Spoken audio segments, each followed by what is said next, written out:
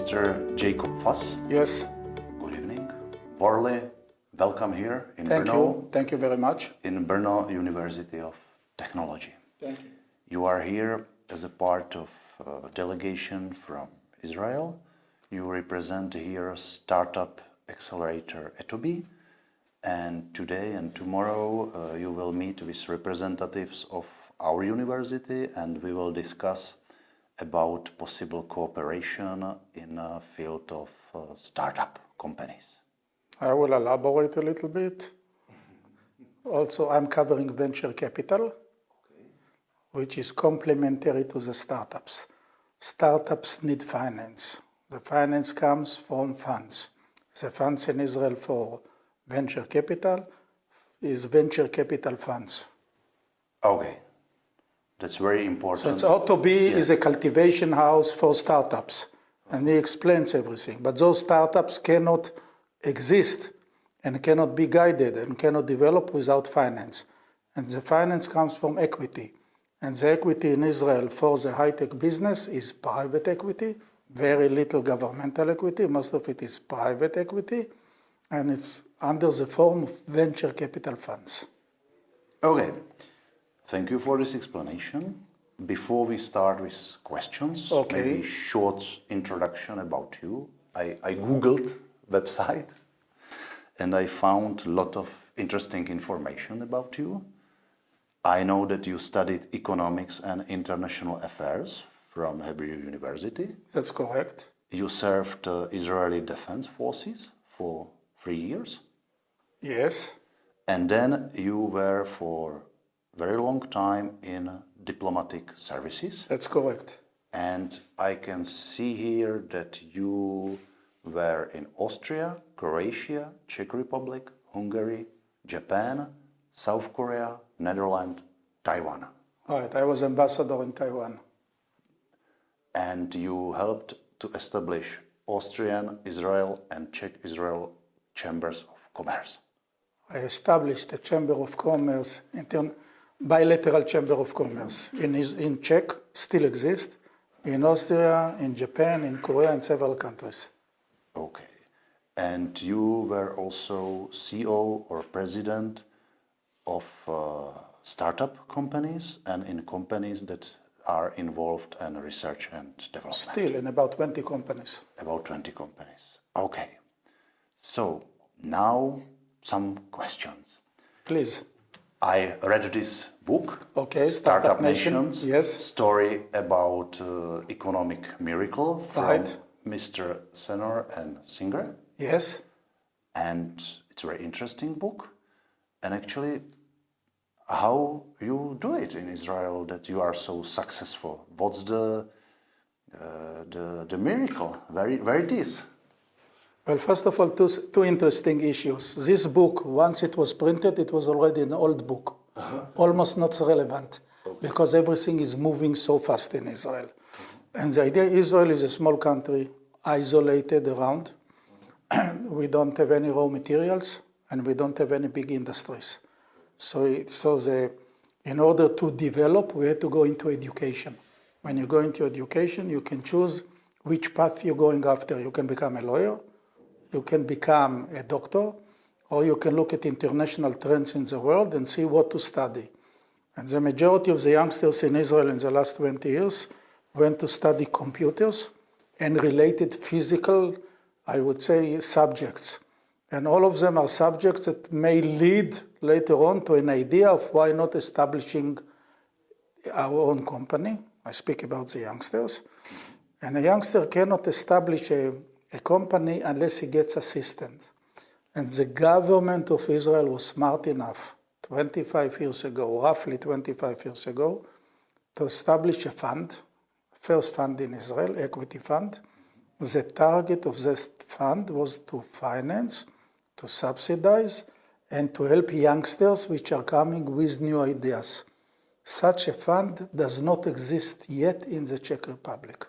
Later on, that fund was by itself became an accelerator to other funds.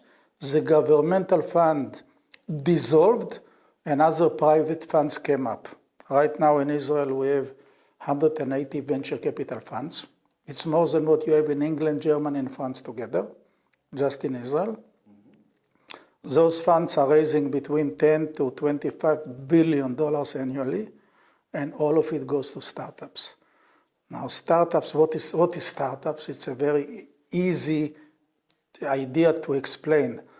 10 youngsters are coming with 10 different ideas. They sit in front of a committee. I'm in such a committee. We filter them.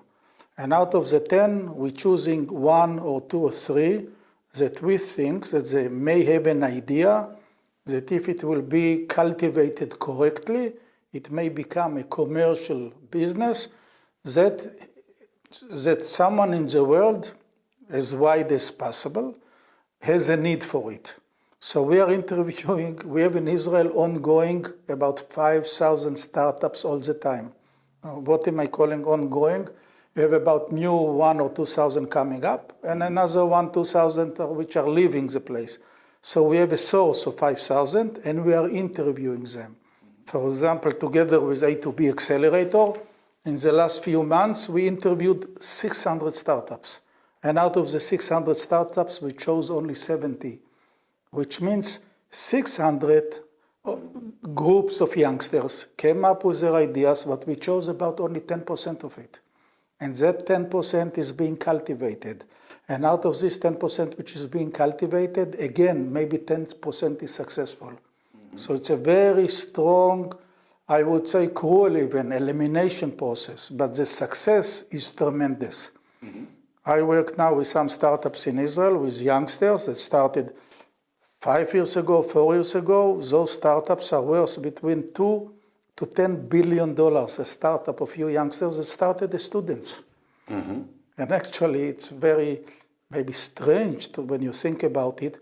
Part of the startups in Israel, the successful ones, emerged from youngsters which does not have any academic degree, did not go to study. They finished high school, they went to the army, they came up with an idea and later on developed the idea. Okay.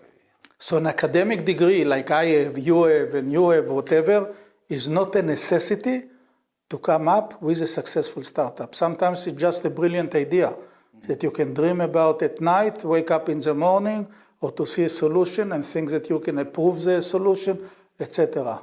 And what we managed in the last 25 years in Israel, it's something which you are missing in the Czech Republic yet, is an ecosystem. Today, any youngsters in Israel, when you ask him, what would you like to do when you will be big? And he will tell you, I want to be in high tech. Because we have an ecosystem. The whole country is already geared toward high tech. And that's why it makes a lot of logic to write such a book, Startup Nation, because the whole nation today, when I was young, as I said before, and my mother was dreaming that I will be successful, she told me, why don't you become a doctor? Why don't you become a lawyer?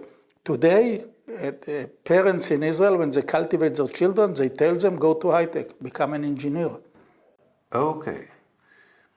Let's stay for a while by the differences between Israel and Czech Republic. You have experiences with universities in your country, and you have also experiences and contact with Czech universities. That's correct. Where are the differences?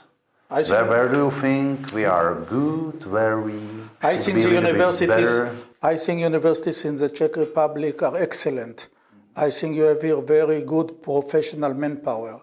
You have very good engineering, but most of the efforts in the Czech Republic went until now towards industry. You have big industry. You have vehicle industry here. You have other industries, and Czech Republic is actually an industrial country. Israel is not an industrial country. Most of the efforts of the universities in Israel were cultivating people towards new ideas. You are cultivating people here to become good engineers and to take care part of the industry. It's completely two separate targets. Completely two separate targets. If you will come today to the Czech Republic, you will find many more good engineers than you have in Israel. You will find many good industries that are doing here that you don't find in Israel. And when you go to Israel, you will find the complementaries, those people that don't go to industry and they go for innovation. And I think that maybe someone in the Czech Republic should wake up, maybe at your university, other places, say, okay, we're changing a target. We go now towards innovation. And then you give incentives to students, let's say at your place, to come up with innovative idea. You can make a seminar about it. You can make they can compete with each other, but they should go out of the box and come up with innovative ideas. Mm-hmm. Okay. And let's stay by students. Okay. You as an experienced person, Right. what advice you would give to our students? General advice. What do you think is That important? if where you- they should focus on? Very easy, very easy. If you are a student, doesn't make a difference in which profession. Can be civil engineering, can be anything else. Don't stay with what you studied. Say, okay, what I've studied is good, but I'm looking for something better than that. I'm looking for something which does not exist yet. If I study optics and I look at the glasses, I say, this exists already. I'm looking already for the next generation. What is the next generation? Should I use it the same way? Should I use it differently? Should the lenses be differently? Don't take anything for granted. If you take something for granted, you will stay average all your life. You will have a good profession, you'll bring a big salary, a good salary to your family or whatever. But if you want to be different, you have to be innovative. We call it in Israel, think out of the box. All the time, be creative. Think out of the box. Okay, Mr. Fass, thank you very much. You're most welcome. Thank you.